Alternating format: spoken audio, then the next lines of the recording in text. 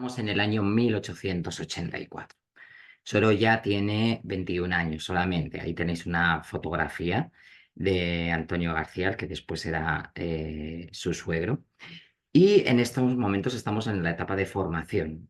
Sorolla ha pasado ya por la Escuela de Artesanos, ha empezado esos inicios en clases de dibujo para la formación de pintor y ya se ha matriculado en la Real Academia de Bellas Artes de San Carlos, en Valencia, y ahí está cumpliendo su formación. Ahí está educándose dentro de un modo más académico y por otro lado dentro del mundo del color y también del naturalismo, ¿no? Que es lo que va a primar en Sorolla.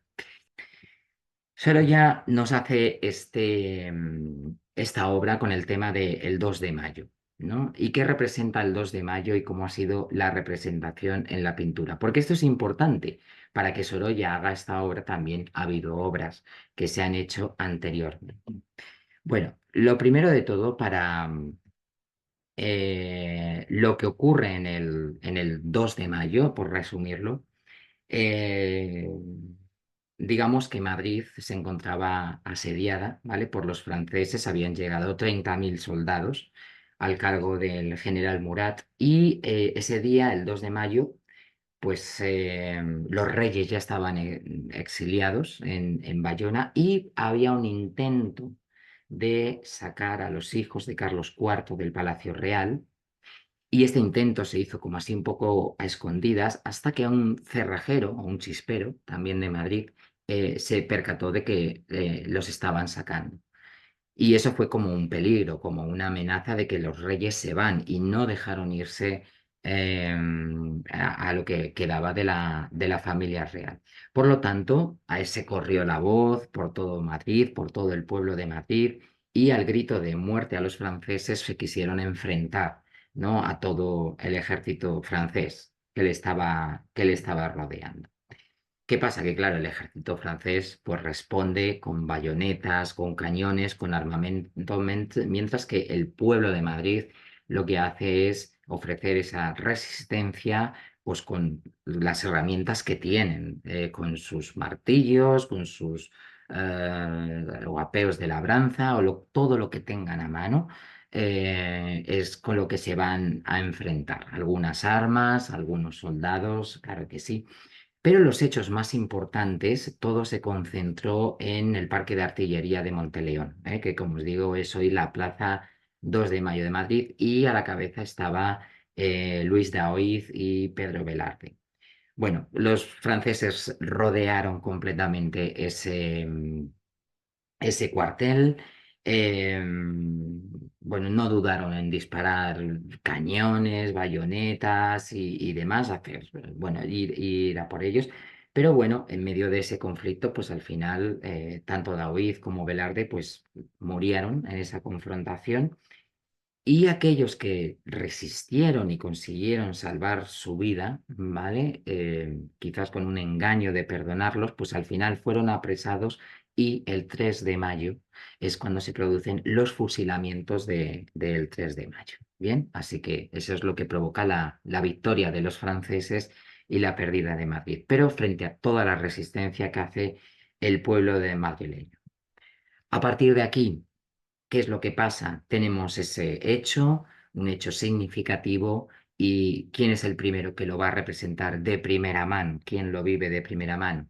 Pues obviamente Goya. Esta es una imagen del Museo del Prado entre el año 82 y 83, tal como lo vio Sorolla.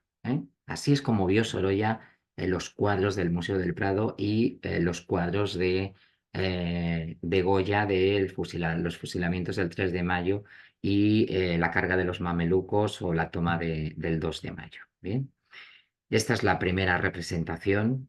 Es una representación histórica. De nuevo, Goya lo que nos ofrece es mostrar la historia de Madrid, la historia de lo que acontece.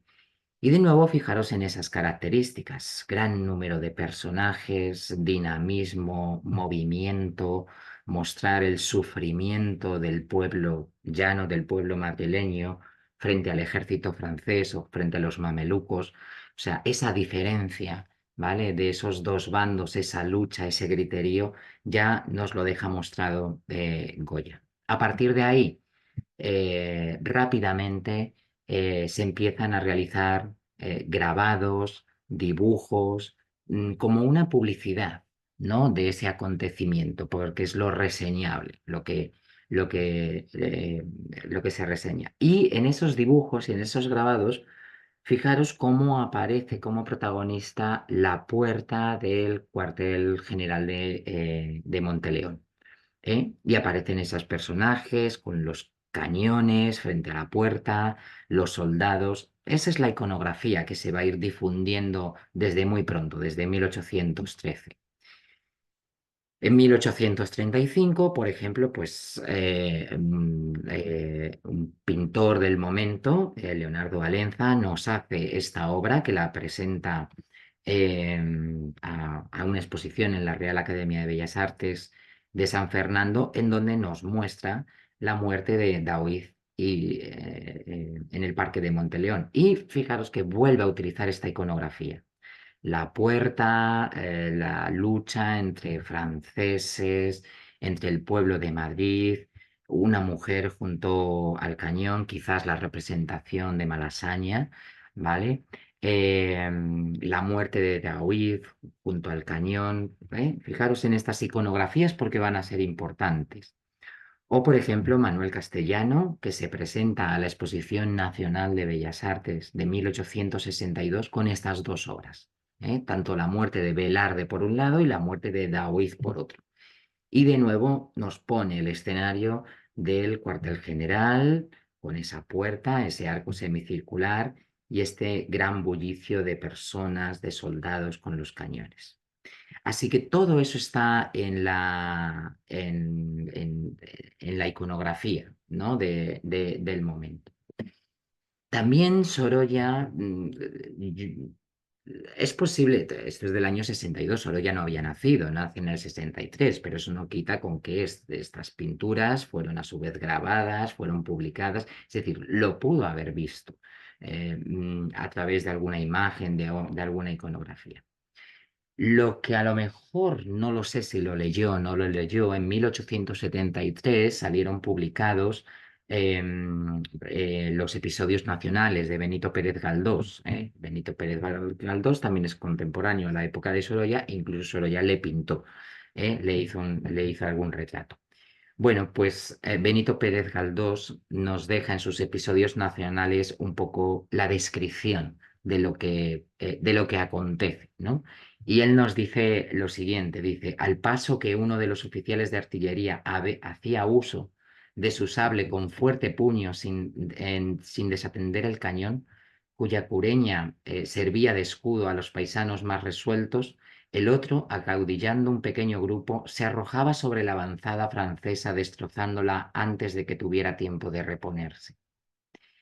Eran aquellos los dos oficiales oscuros y sin historia, que en un día, en una hora, haciéndose por inspiración de sus almas generosas, instrumento de la conciencia nacional, se anticiparon a la declaración de guerra por las juntas y descargaron los primeros golpes de la lucha que empezó a abatir el más grande poder que se ha señoreado en el mundo. Y después ya nos dice una frase curiosa, dice, el estruendo de aquella colisión, los gritos de unos y otros, la heroica embriaguez de los nuestros y también de los franceses, pues éstos evocaban entre sí sus grandes glorias para salir bien de aquel empeño.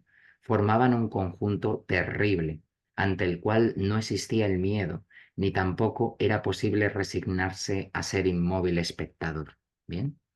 Entonces, esta descripción que nos hace Benito Pérez Galdós junto con esta iconografía, quizás la pueda tener Sorolla presente de algún modo a la hora de confeccionar este cuadro.